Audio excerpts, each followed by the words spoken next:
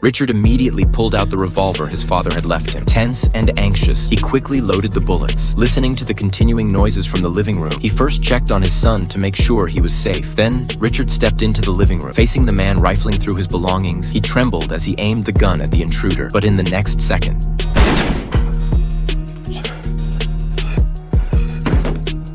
startled by the sudden chime of the clock, Richard accidentally fired. At that moment, Annie also came into the living room and turned on the light. She saw the man on the couch, shot in the face. Richard couldn't even process what had just happened. Soon after, the local police arrived. The sheriff tried to reassure a stunned Richard, telling him not to worry. He had already identified the deceased as Freddie. The sheriff explained that Freddie was a wanted thief, so he was confident Richard had acted in self-defense. However, there were formal procedures that needed to be followed, and Richard had to go to the station to give a statement. On the way there in the patrol car, Richard still couldn't believe he had killed someone. A few hours later, after completing all the formalities, he returned home and sat in the hallway with his wife, Annie. Richard didn't know if this event would change their lives, but together they started cleaning up the blood in the house. By morning, the whole town had heard about Richard defending himself and killing the intruder at home. And because this was Texas, nearly everyone came by to congratulate him on taking action. But only Richard knew that the feeling wasn't exactly comforting. At that moment, the sheriff told him that Freddie would be buried at noon the next day. Richard asked a question. You got any family?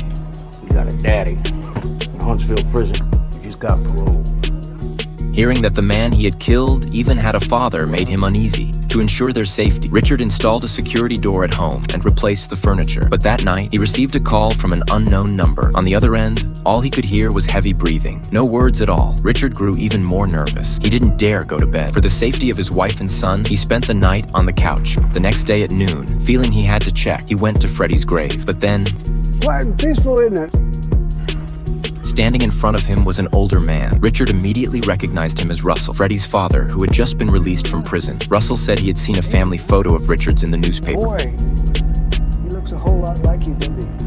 Feeling threatened, Richard immediately called Annie, telling her to meet him at the police station. Then he went to pick up their son from preschool, but Richard noticed Russell watching him from nearby. When he found the sheriff, Richard asked him to arrest Russell. However, since there was no concrete evidence that Russell had threatened Richard's family, the sheriff said he was powerless. Just as the family of three was about to head home, Richard discovered that the door to their house had been broken into again. He immediately told his wife to take their son to the police station while he grabbed a lug wrench from the car. But as he entered the house, he heard the sound of a window opening in his son's room. When he went to check, he found dozens of bullets laid out on the floor and on his son's bed. Not long after, the police arrived. This time, with evidence in hand, the sheriff planned to assign several ex-military officers to secretly protect the family. Inside the house, he specifically stationed an officer to keep watch. But Richard was so worried he couldn't sleep, so he went to the living room for a glass of milk. Just as he was about to return to his room to try to sleep, Russell had already entered the child's room.